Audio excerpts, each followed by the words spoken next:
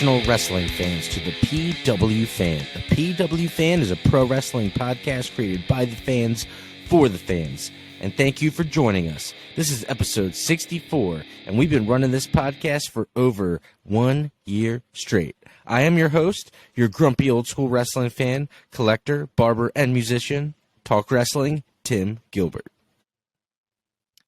And I'm your host, the architect of Pro Wrestling Podcast, Funko Pop Collector, Steelers fan. We just lost to the Ravens, Andy.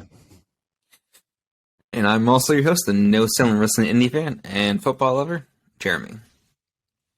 All right, well, here we are, episode 64. In this episode, we will be discussing MJF and Ricky Stark's awesome promo, Kurt Angle's birthday celebration, Tread 7, and more. All right, here we go. Social media. Everybody, please, all you got to do, look us up at the PW Fan on pretty much all social media. We should pop right up. Pretty simple there. If you don't mind going over to youtube.com and searching the PW Fan and pressing subscribe, that would really help us out. We're trying to get to 100 YouTube subscribers so we can have a regular URL, and we can say that in the beginning of the show, and we don't have to do this long, stupid intro. All right, so here we go. Here's the big news of the week, all right, for us. We got merch. New shirts are available now on ProWrestlingTees.com/the PW Fan.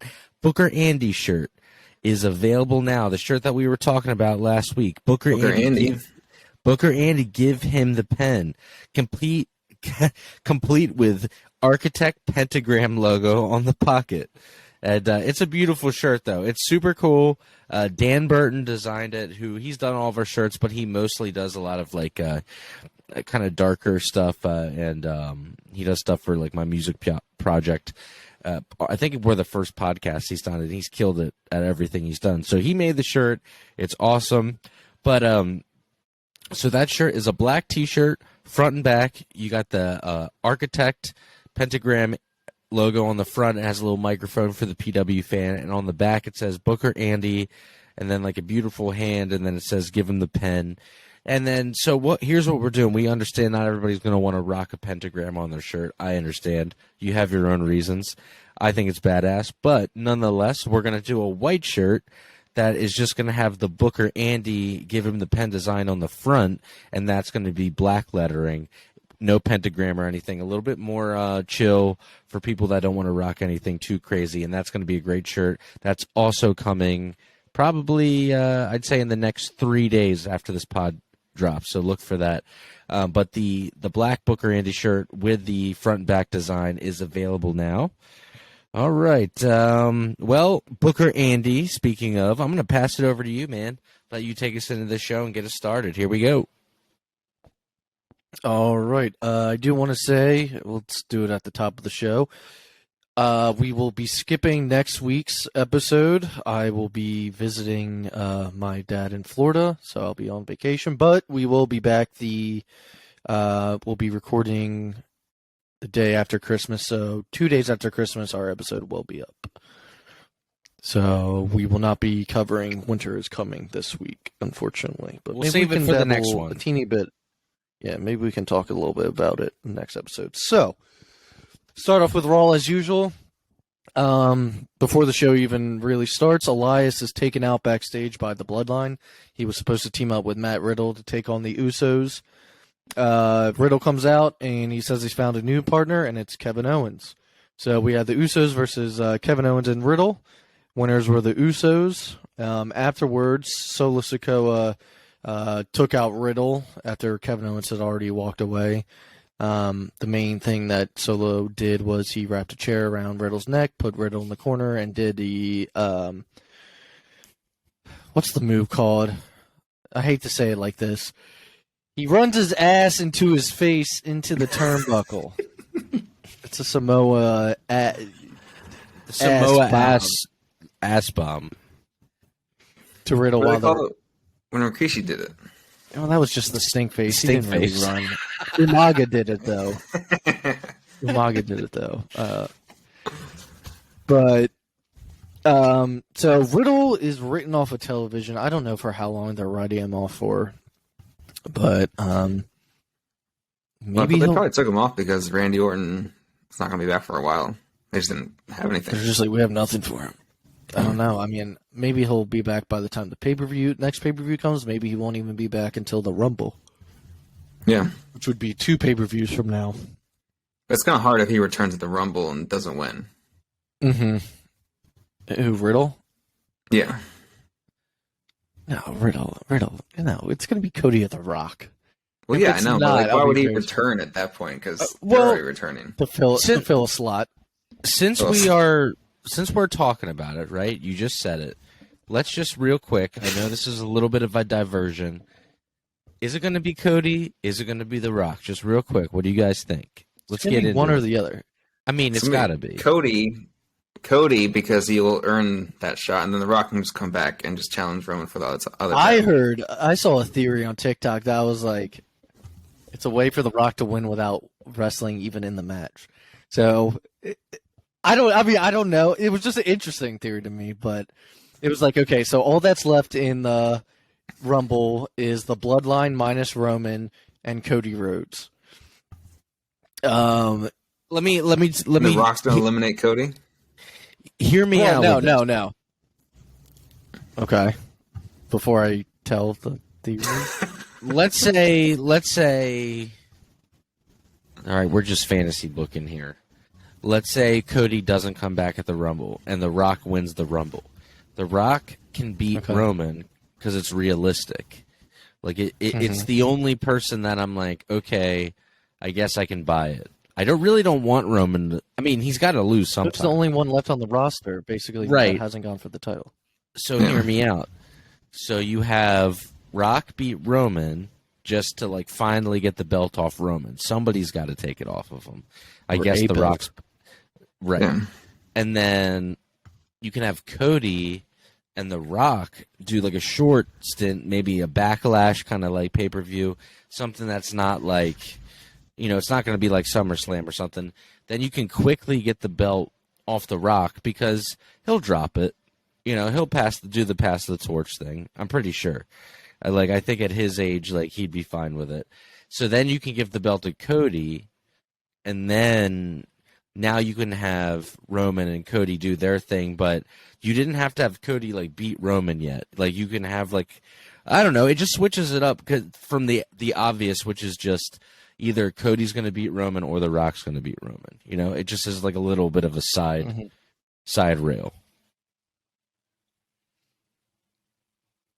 Yeah, I think we mentioned something like that possibly happening last week, like The Rock winning it at Backlash. But I think we were saying then Roman wins it back from The Rock at Backlash or whatever. Yeah, and then that's the thing. I'm just spitballing. It could be any variation of that. Like it could be a Backlash, whatever.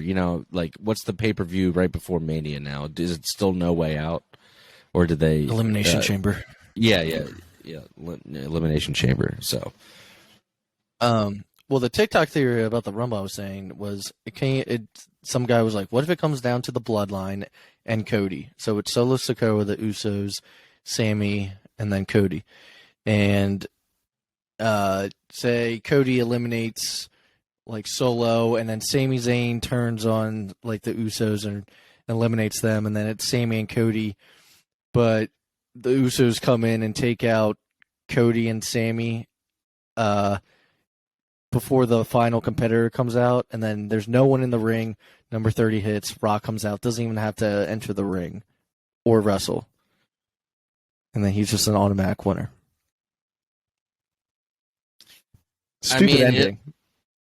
Yeah. But it's a way for Sammy to turn on the Bloodline and for The Rock to win the Rumble without having to wrestle the Rumble. I feel like The Rock should at least go in there and eliminate a few. Or they were like he comes out, his music hits number 30, no one's in the ring, he comes out and all he has to do is point to the WrestleMania sign. I would hate that ending. I would too. But everyone in the comments was like, it'd be great too. And I was like, no, it would not be great. You need there's been problems when there's not a good winner or crappy. Let me tell you this. That's happened multiple times. As a fan, the kid in me, as a wrestling fan, I will say this, because this is probably the last time, realistically, this is probably, if we do get The Rock one more time, it's going to be the last time that he's probably in this kind of physical shape and can do something like this. This is going to be probably like the final time.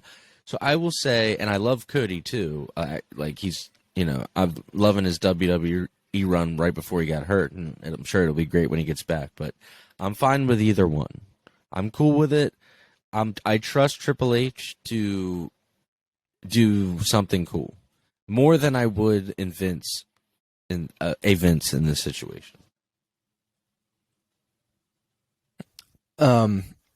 Speaking of, this whole championship stuff, they say that there's no one left on the roster, and I'm watching Raw right now, and AJ has not wrestled Roman for the title as this character. It's been a long time. Yeah. As the Tribal Chief, AJ has not wrestled or feuded with Roman. I think AJ needs, he just went toe-to-toe with Finn Balor and, barely beats him, so he needs to be built up more into I love AJ. He's like my second favorite current day wrestler, but I think he needs to be. He's probably your number one favorite. I was about to say he's probably my top. Yeah, he's probably my top. Well, I was going to say Punk, but Punk is no longer with us. No longer active. I thought you were going to say no longer with us. Punk is no longer with us. I did read today that while we're on the topic of WrestleMania, and then we'll get off of it, that internally the plan for Lesnar's opponent at Mania, apparently, it's all rumor and innuendo, is Gunther. That's a good match. I like that.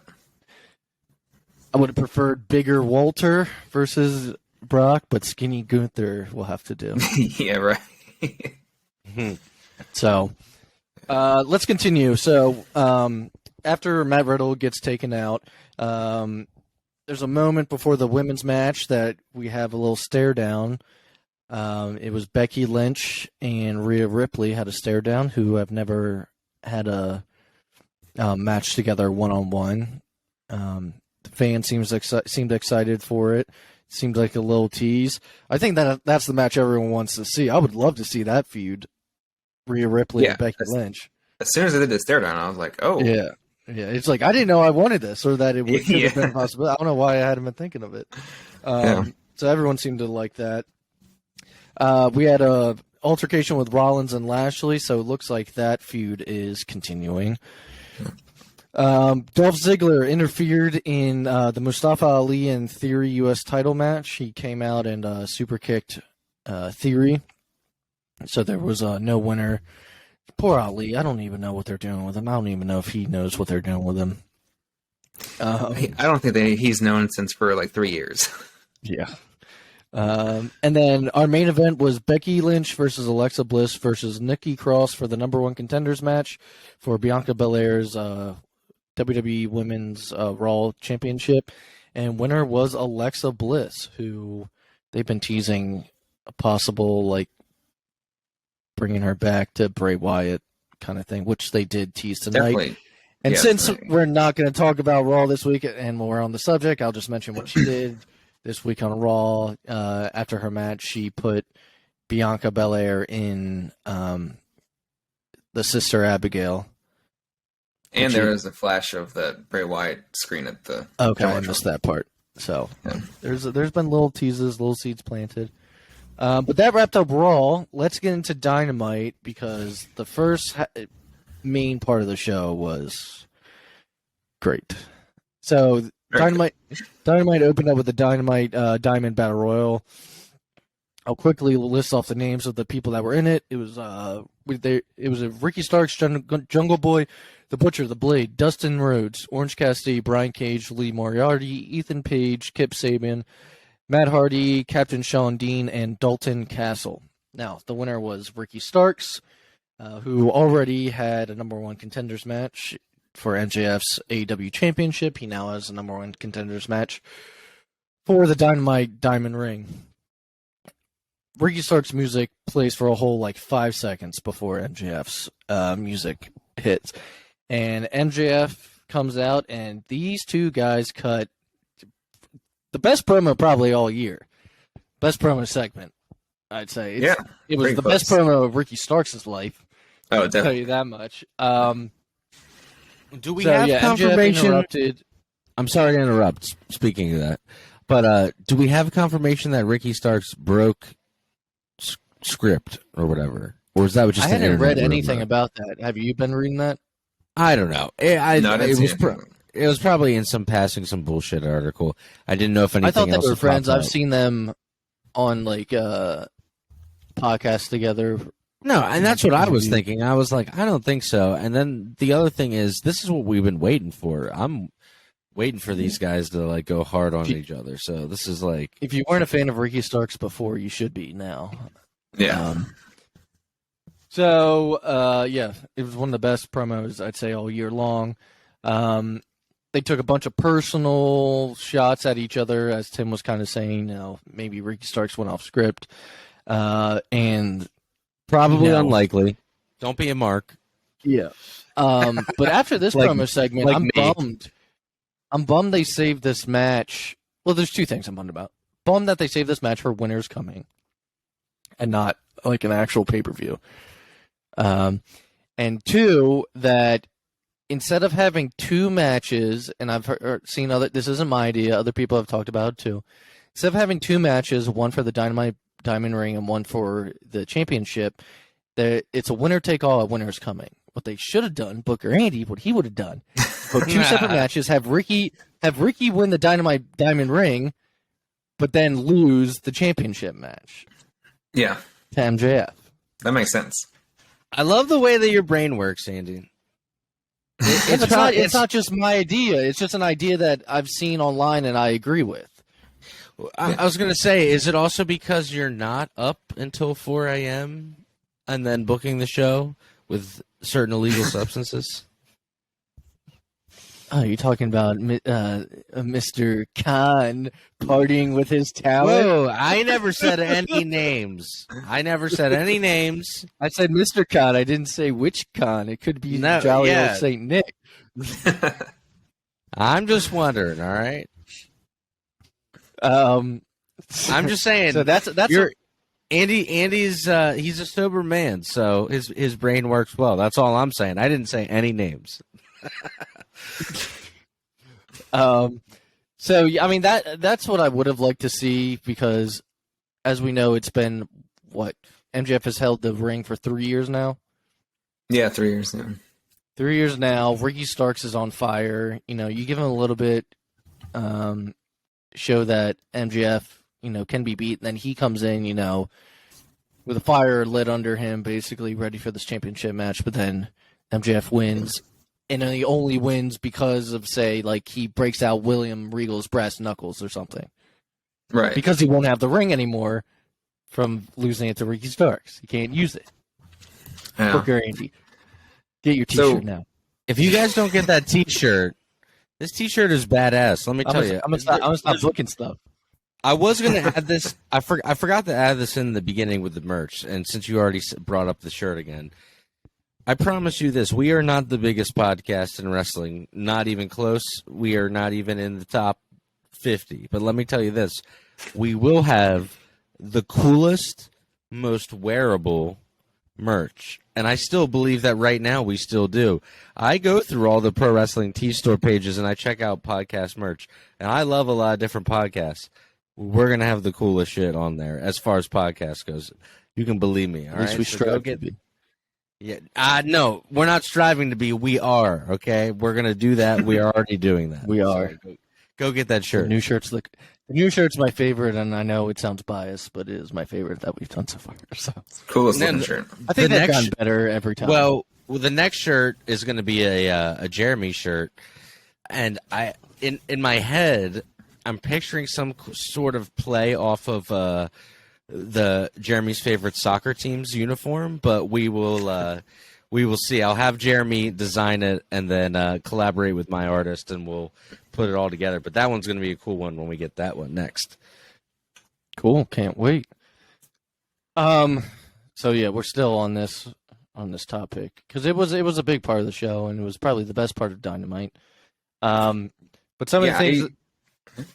Oh, I was just gonna say some of the things that they said. So, MJF can quote him by saying, "You ain't nothing more than a dollar store Dwayne, so you know what I'm gonna start calling you.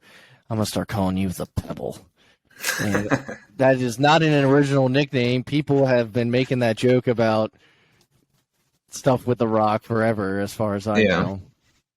And then at one point, Starks comes back and he's talking about how MJF, doesn't show up to signings and whatnot, and he's talking about his responsibilities as the champion. And Stark says, "I'm going to take the responsibility off of your plate, little boy." In the end, MJF kicks Starks in the nuts and goes to attack him, but Starks spears the shit out of him. And did you see when he speared him? It's great. It looks great.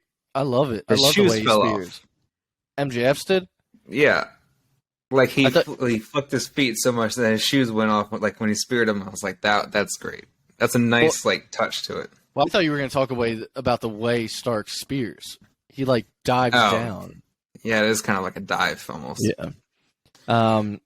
But I feel like last week I forgot to mention during the last MJF segment with Regal, I think we forgot to mention that he changed the belt to a Burberry belt. But I think we mentioned it, but it was it's not that distinct though. It's very the light has to hit it right in order to really see it. Yeah. But it should have been bolder. This promo was great. Do you guys have any comments about it? This is a feud I knew would be good. I hope they keep Ricky Starks in the main event, or at least in that level. Because after this, if he loses next week, and then he goes back down, it's for nothing really. But if they keep him up here, I wasn't sure where he was going to go after the whole Hobbs feud. I was like, maybe Hobbs is getting pushed and he's not, but no, he's in the main event spot. I will say I really enjoyed it. I love the blurring of the lines. And I mean, especially these two guys on the mic, that they're both going to kill it. They've obviously each on their own done awesome stuff. So now I'm excited that they're finally doing stuff together. Let me see. I just want to touch on a couple other things about this. Like what Jeremy was saying with, we need, especially with everything that's happened in the last year, and I still don't have full confidence. I'm sorry. The management of AEW, to me as a fan, it just seems like I don't have confidence in the management, but I have confidence in the performers that are there. And I'm glad that we're getting another guy that's getting pushed to the main event, because I think that's something that, we have MJF and we have Moxley and we have Daniel Bryan and, Bryan Danielson and, these guys, but we need more guys, we need more storylines. At one point I remember them saying, "Oh, we have 300 or whatever potential untapped storylines that we could do." And I don't know if they do anymore, to be honest, with that roster. What else are you going to do? So I'm glad that we're getting some new guys in the main event. And I'm, of all people, because we've talked about it on the show over the years now, that Ricky Starks is it's his time. So I'm glad that he's going to get that push, as they say. He's his push. Yeah, it's definitely overdue. Well, speaking of all the stars that you're talking about on the show that AEW owns, I read that ROH television. I read the ROH television where they could be showing some of these guys and girls that they don't show. The TV show is going to be available behind Honor Club paywall. Yep. I'm not paying for it. I'll tell you that much. I'm not getting that shit. Well, you know what I saw too is they said how hard of a time they're finding for Ring of Honor to get them a TV deal, which just shows how important that AEW and TBS and TNT deal was. Can you blame though? Can you blame them? What do they have to show for it? What are you showing them? Are you showing them something from 10 years ago? I mean, you can't show them anything you've been doing recently, because none of it really makes much fucking sense at all. You're just throwing shit together to see if, oh, these are some dream matches. I feel like sometimes, like, people joke about Tony playing with action figures, but it's like, oh, let me just put these guys in a match and these guys, and then sweet. All right, this is the pay-per-view. That's the Ring of Honor show. They don't have no leadership over there. He needs to put someone in charge over there that's really doing something with stories and booking and making it interesting, because no TV network's going to want to put that on the air. There's nothing. What are you showing? So no, I agree. And I guess the Honor Club thing or whatever is the only thing that makes sense, because if you do want to go back and watch old, I'm assuming you will be allowed to, with all the back catalog of footage, that you'll be allowed to watch old Ring of Honor stuff. That I might be down to, just, depending on how much it. I mean, if you're asking $20 a month, like, you can go fuck yourself. But like, if you're like, if we're talking like $5.99 or whatever, like, I might be considering it. $5.99, yeah, $20 a month for an hour of television a week. Meanwhile, Disney Plus is like $10. I'm like, yeah, no thanks, I'm good. I will go to watchwrestling.in. All right, that's where I'll stream it for free. Dude, don't put that out on the masses, bro. You're gonna get her shut down, bro. Come on. That's a secret. Secret to the pod. Well, let's move forward. PW fans, keep that on the DL, all right? Just take that link and just shh. So we also had Samoa Joe versus Darby Allin for the TNT Championship. This match was just Samoa Joe beating the shit out of Darby Allin. All right. I feel like Darby Allin just didn't want to do this. It's like, you can throw me wherever you want. Yeah, it was just Samoa Joe beating the shit out of him and choking him out. Joe basically is like, I'm coming for everyone now. Anyone that wants it can have it, is kind of his message. So. Joe's a great champion. Yeah, I mean, he's ruthless, that's for sure. Compared to Wardlow, I mean, Wardlow was a babyface, but that feud's not over. That feud's going to continue. Yeah, at least for the TNT title. Our main event was the Acclaim versus FTR. I thought this was going to end in like a kind of disqualification or something not clean, but it ended cleanly with the winners of the Acclaimed. Afterwards, the Gun Club comes out, Ass Boys, and they show video on the screen. Or no, they have a message from the Briscoe brothers, and they say that the Briscoe brothers have challenged FTR to a double dog collar match at Final Battle. So is this which we will talk of these two? Yeah, and so third just match, real quickly, I'm an idiot, and last week on the show I should have done good housekeeping in the beginning of the show, but I thought that the pay-per-view had happened that weekend already, and it was the following weekend. So I was asking you guys, like, is it worth buying? Is it worth buying? I thought it had already happened, which I was wrong about. And I did get a chance to watch quite a bit of it. I did not order it, but Andy made a reference to a secret website about 3 minutes ago that keep talking about it. Yeah, like I did watch a little bit on there. So yeah, it's the third one, and do you guys want to quickly just talk about the I'm going to go over the results at the end. Okay, cool. Sweet. Yeah. So carry on. I'll go over so that wrapped up the Dynamite. Let's get into SmackDown. SmackDown opened up with a match just starting right away. The Usos versus Sheamus and Butch for the Tag Team Championships. It was supposed to be Sheamus and Drew McIntyre, but Drew McIntyre is hurt, I believe. And, like, actually hurt. Yeah. Not just written off TV. Winners were the Usos. LA Knight ended up coming out at some point and calling out Bray Wyatt. And they show a bunch of the footage of LA Knight getting attacked and showing, I like the way they paid attention to details. They zoomed in on certain parts of him, being cared for by doctors and stuff, and it shows like Bray Wyatt in that mask in the background and like a dark closet and stuff, and that was pretty cool. He eventually starts looking for him backstage and ends up in a locker room. The locker room lights turned off, and you see a masked Bray, and then that's the last you see of And LA. Heidenreich appeared. It was a very Heidenreich kind of thing, kind of segment. It's an odd first feud for Bray, but I'm not mad about it. The way they've been booking it, LA Knight. I mean, technically, it's also the first feud for LA Knight on the main roster. Yes, first one-on-one feud. Because he was in the modeling stuff before, and now he's doing that. I don't know, guys. They're complete opposite personalities. I like it. Hey, I'm a fan of. I know Tim doesn't like LA Knight. I'm a fan of LA Knight. Let me talk to you. Yeah, I just don't know if this is the one, boss. You know what I mean? Dude, he's great. He's great. He's a great talker. He's a solid in-ring talent. Let's see how he does when he's entertaining. Yeah, it's super entertaining. Let's see how he does when he gets strapped down and he's getting stretched out a little bit. See how he's doing a submission hold or two. Thank you, Stu. There was a Ricochet and Gunther contract signing for their match. New Day was out there to make sure nothing happens, but as we know, contract signing, something always happens.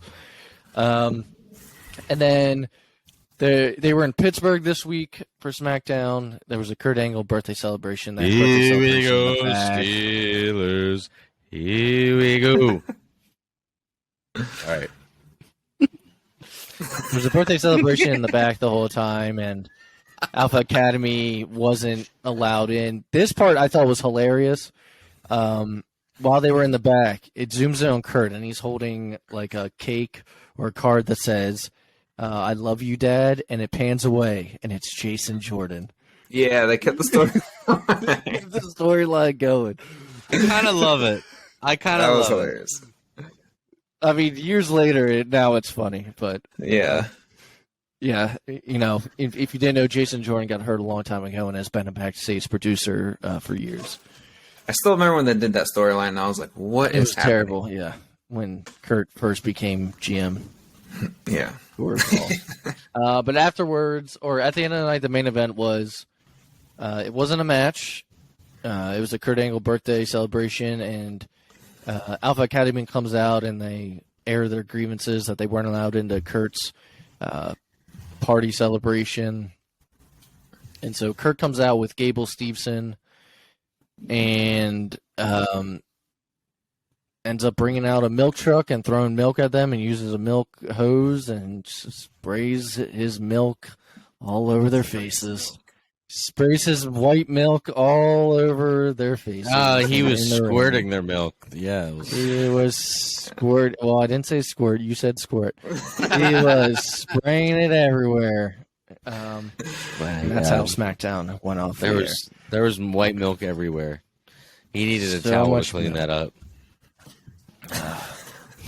Let's talk about Rampage. We had Jon Moxley versus. You got it. Yeah, thank you.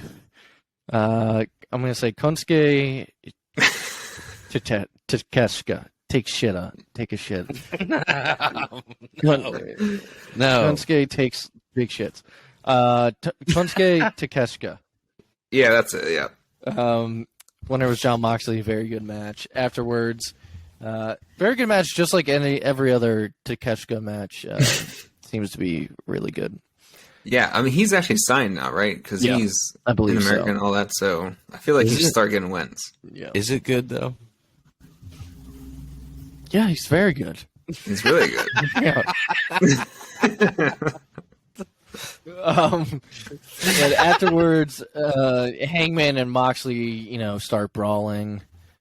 I hate pull apart. I think I've said it before. I hate pull apart brawls. That's just pull apart. They fight back again. They get pulled apart. They fight again. Do one big brawl and pull them apart once and keep them separate. W. Morrissey, formerly known as Big Cass, has another name change, and I hate it. Big Ass. His name is Big Bill Morrissey, and they're just calling him Big Bill. I don't like any of these names for him. Yeah. Big Bill. He's known by Big Bill. Big Jim. Big Buffalo Bill. My name's Tim. Why don't you come inside? If anybody knows that reference, you're laughing right now. You heard. It's like, no, man. Look, it never happened. Okay, look, No. Hikaru Shida is now the number one contender for, I was about to say Tony Storm, for Jamie Hayter's title. Hikaru Shida is also the women's champion of a promotion in Japan. I forget what. Yeah, they showed it though. They showed it. She came out with it. And she's also the second AEW women's champion ever.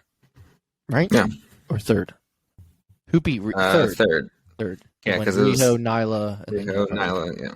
Hikaru Shida. And then we had Orange Cassidy versus Kip Sabian's hand-picked opponent. Didn't see this one.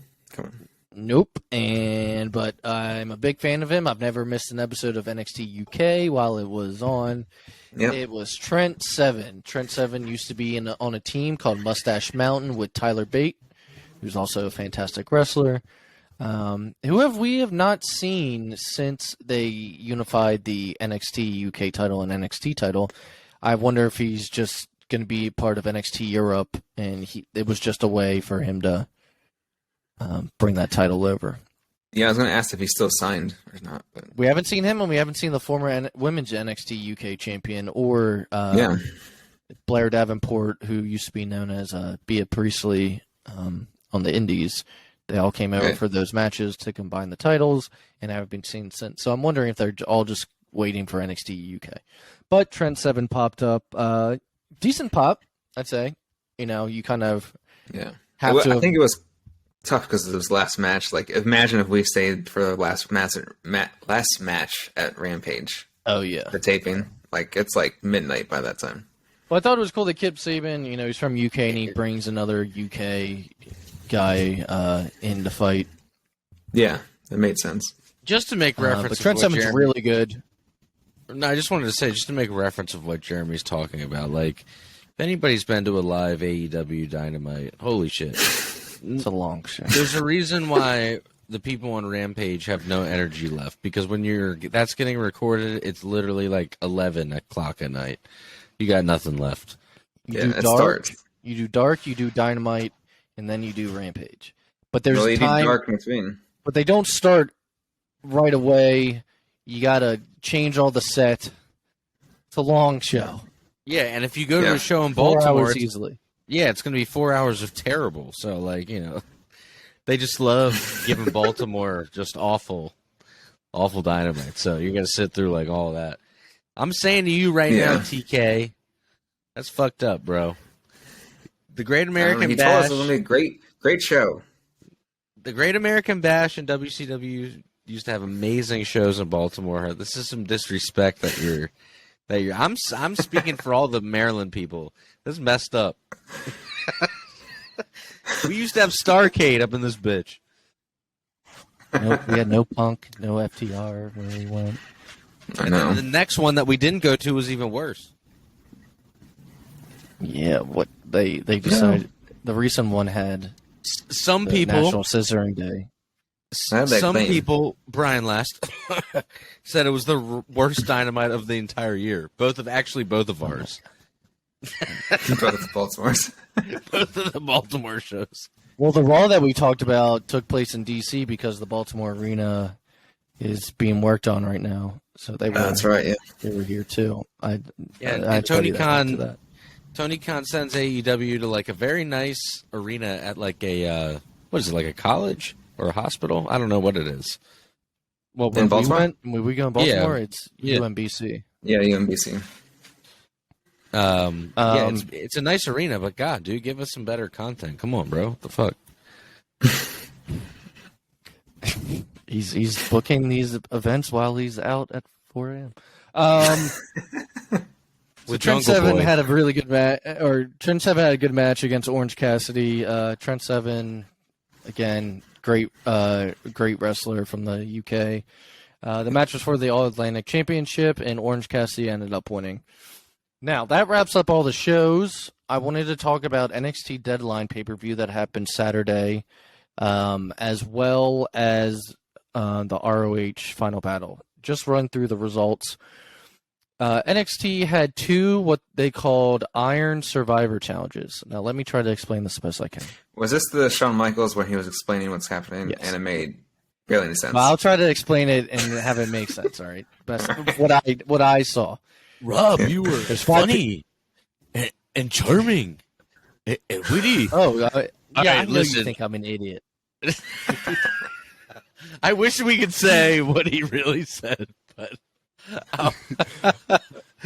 Jeremy, if you've never seen that shoot interview of Rob Van Dam talking about the time where Shawn Michaels came up to him and he was like, "Rob, good to see you. You know, it's not every day we get people that aren't part of the family." Rumble. This is why I like the Rumble, because we get to see people that like you that aren't part of the family, and you were funny and you were witty and charming. And he's like, "All right, dude, look, I know you think I'm an idiot, except he didn't say idiot." Oh, okay, yeah. I know you think I'm blank. I know you think I'm R-worded. He said the R word. Okay, so yes, this is the match that Shawn Michaels tried to explain. So I'll do my best from what I watched it. So there was a men's and women's. There's 5 opponents in the match. Every 5 minutes, it starts with 2 people, and every 5 minutes, someone else comes in. You try to get as many pinfalls as you can within the 25 minutes. Everyone, it's 5 people in the match total, and every 5 minutes. So whoever comes in at minute 20 has, the worst chances to get the most pinfalls. Right? So it starts with 2, every 5 minutes, someone comes in. If you get pinned, you go into a penalty box for a couple minutes, and then you can come back out. All right? I'm with you. That's basically it. Why? Right? Why? If you get pinned, you go into a penalty box, and while the other 4 people or however many people are still in the match are in. And it's whoever gets the most falls within 25. What if you get pinned at minute 24? You're not in the end of the match. I kind of don't get it. All right. Well, Roxanne Perez won the Women's Iron Survivor Challenge. This is like very WCW Battle Bowl to me, where you're like, I don't understand what's happening. It's like part hockey, part wrestling. Right. Well, the winners of these matches would get a shot at the men's and women's titles. So Roxanne Perez won the Women's Iron Survivor Challenge. Booker T actually started tearing up because he had trained her. Oh, that's right, yeah. He was like, "Shucky, ducky, quack, quack, man. I'm so happy that she was able to finally get this man." Isla Dawn defeated Alba Fire in some weird way. The ref, Isla Dawn put a spell on the ref, and the ref had black stuff coming out of his mouth. I'm sorry, what? Excuse me? She put a spell. She's a witch. She put a spell? She has fangs in her mouth. I know this is wrestling. She put a curse or something on the ref, and the ref started black goo mist come out of his mouth. Yeah. Any old heads listening right now immediately are thinking of Papa Shango putting a curse on the Ultimate Warrior, and black goo started dripping down from his face. The New Day had returned to NXT the week before and challenged Pretty Deadly to a match for the NXT Tag Team Championships, and they won. New Day is the new NXT Tag Team Champions. Not see that coming at all. I think it's a good move. They don't have anything on SmackDown. I'm not a comedy. Read Shawn Michaels really. I read Shawn Michaels really has not said no to superstars coming down from the main roster to work at NXT, which is cool. I think it's a nice mashup. What were you gonna say, Tim? No, I was just gonna say that I'm not a big comedy wrestling guy, but I love the spot of them all doing the Eddie Guerrero Light Cheat Steel with the belt. Yeah. And they all laid down. Like that part was good. Mm-hmm. That was good. I mean, some people hate Pretty Deadly, so they're terrible. You see how they are? They're fucking. They came from NXT UK. They were NXT UK champions, tag team champions for a while. Yes, boys. That's what they say all the time. Sean, I love you, bro, but what are these gimmicks? He's taken more after Vince than Trips did, for sure. Yeah, yes. The next Iron Survivor Challenge, we had the men's. It was Grayson Waller, J.D. McDonough, formerly known as Jordan Devlin, Axiom. Tim's like, I don't know who these people are. Joe Gacy. Who is Axiom? I kind of wanted him to win. Axiom. He used to be known as A-Kid, and Vince, before Triple H took back over, changed him to this masked wrestler that he's a genius, and he's really good at math. It's so stupid. Let me say this. Never heard of her. These gimmicks. And then Carmella Hayes was the last person. Yeah, never heard of her. Grayson Waller was the winner, which I did not see coming. Also didn't see coming that JD McDonough didn't get a single pinfall while everyone else got 2. Except for Grayson Waller, he got 3, I believe. And then the main event was Braun Breaker versus Apollo Crews. Braun Breaker ended up winning, beating Apollo Crews, and afterwards Grayson Waller came out and attacked Braun Breaker. Like I said, totally forgot about Apollo Crews. Yeah. Well, he's not going back up to the main roster. He's there to stay for a while. Yeah. While we're on NXT and stuff, so I think we can say it with confirmation. William Regal is going back to WWE. He's not allowed to be on screen, as far as I read, for TennyCon. For a year. There's time. Yeah, for a year. Yeah. His reason for going back, he told Tony Khan, was because he wanted to train his son. And his son's on-screen persona's name is I want to say Brian Dempsey, but I don't know if I'm getting the first name right. I think it's whatever. It's something Dempsey. I think it's Brian Dempsey.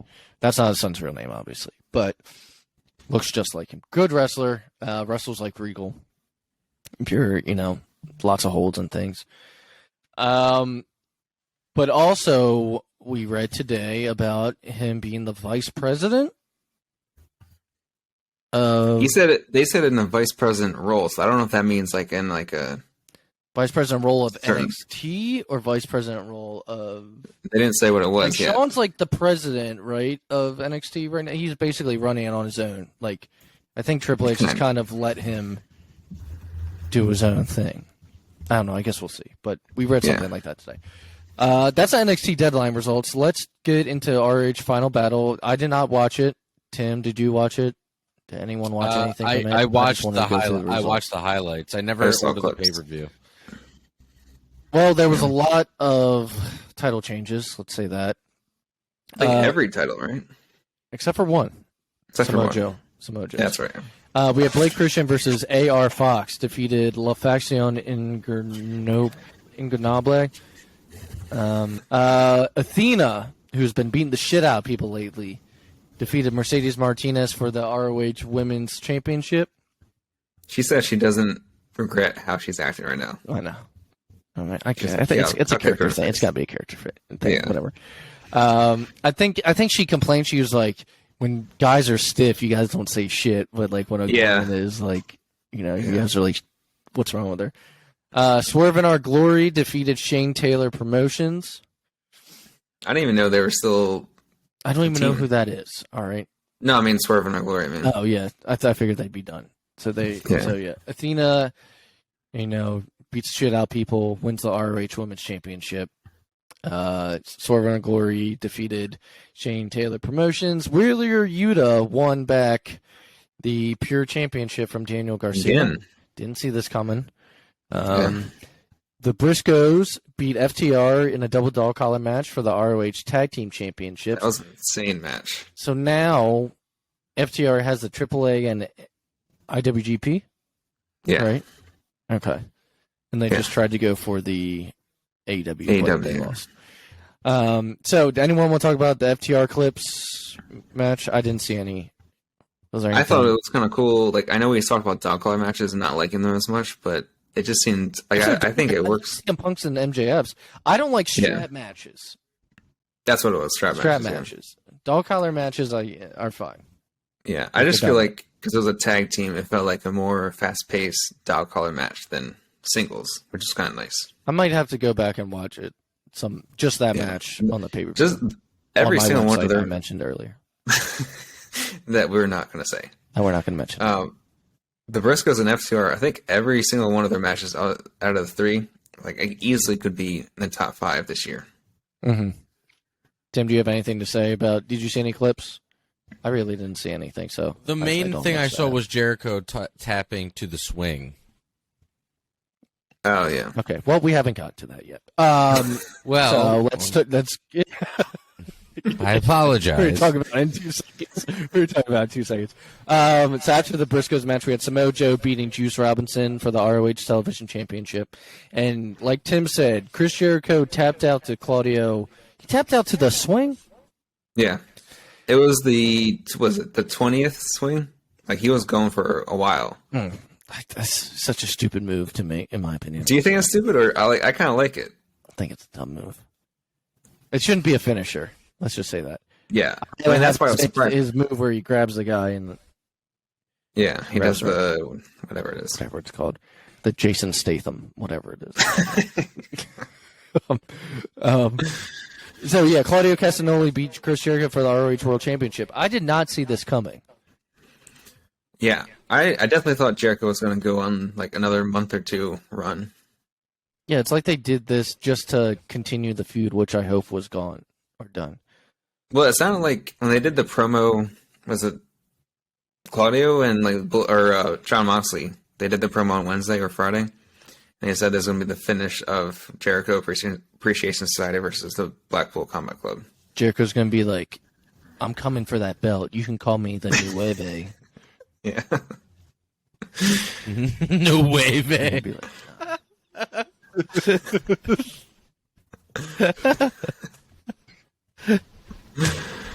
That's good. But that's not bad.